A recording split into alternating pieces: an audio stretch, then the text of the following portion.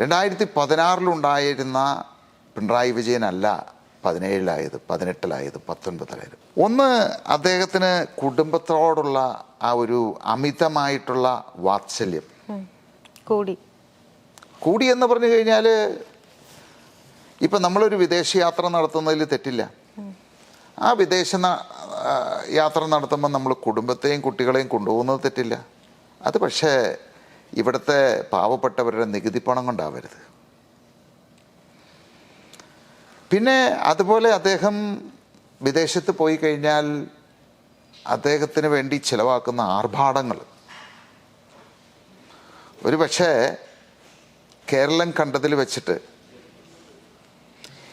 ഏറ്റവും ആർഭാടത്തിൽ ജീവിക്കുന്ന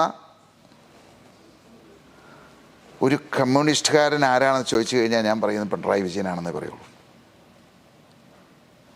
അത്രമാത്രം ആർഭാടത്തിലാണ് അദ്ദേഹം ജീവിച്ചുകൊണ്ടിരുന്നത്.